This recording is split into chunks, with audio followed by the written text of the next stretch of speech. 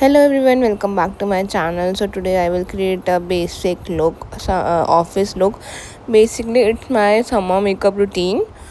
Starting with the dark concealer to hide my dark circles, pigmentation, and then applied a single drop of foundation, not too much, only single drop all over my face. Then I've applied a Glam blusher. Actually I like blusher तो मैंने बहुत ज़्यादा apply किया है.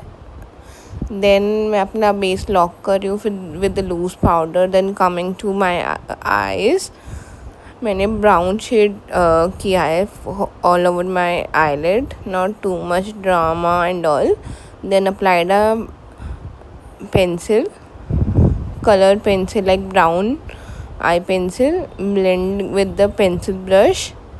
And then coming to the lower lash पे भी मैंने same pencil use की है. देन मैंने कॉन्टोर किया, light contour, and completing my look with the Forever 52 lipsticks. Hope you like my look. Do like, share and subscribe to my channel for more videos. I will come with the knowledge videos.